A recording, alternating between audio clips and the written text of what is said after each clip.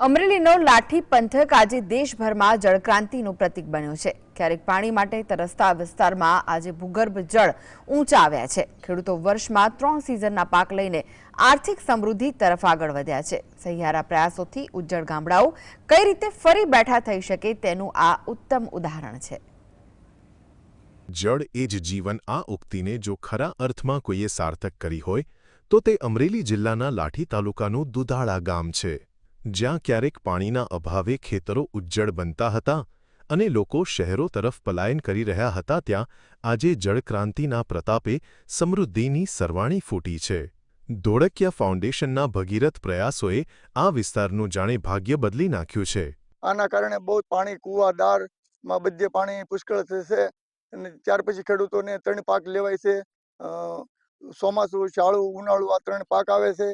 પાણી ખૂટતું નથી અને મગફળી, કપાસ, શેવડીના વાવેતર થાય છે અને આ ધોળકિયા ફાઉન્ડેશન જે કામ થયું એનો બહુ ફાયદો ખેડૂતને મળ્યો છે। એટલે આજુબાજુના ગામમાં લગભગ 56 ગામમાં પાણીનો ફાયદો થયો છે અને એની હિસાબે અમે 3 પાક લેતા થયા છે। નકર ખાલી વરસાદી આધારિત અમે પાક લેતા, હવે શાળુ પાક પણ અમે ઘઉં, ચણા, બધું કઠોળ બધું વાવીએ છીએ। ઉનાળુ પાકમાં બાજરો, જુવાર આ તે બધું વાવીએ છીએ। લીલિયા પંથકમાં વર્ષ 2017થી 2026 સુધીના 8 વર્ષમાં 175 જેટલા ચેકડેમ બન્યા છે, સાથે સરોવરનું નિર્માણ કરાયું છે। આ સાથે 52 કિલોમીટર લાંબી ગાગડીયો નદીને પુનઃજીવિત કરવાનું ઐતિહાસિક કાર્ય થયું છે।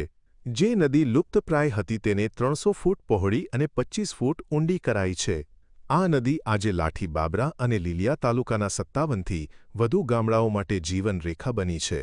અગાઉ જે પાણીનું TDS 2000 હતું તે ઘટીને 400 થઈ જતાં પાણી પીવાલાયક અને ખેતીલાયક બન્યું છે।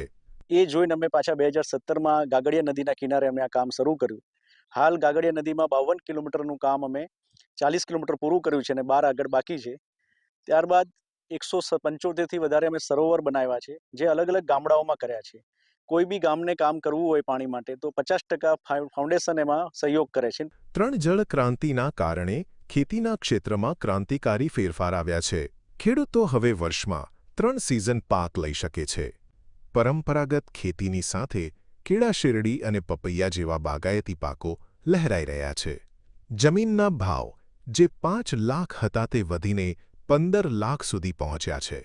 એક સમયે વેરાન ભાસતી ગાગડિયો નદી આજે માત્ર પાણી નથી પણ ખેડૂતોના સપના અને સમૃદ્ધિનો પ્રવાહ વહાવી રહી છે। કલ્પેશ ખેર, GSTV, અમરેલી।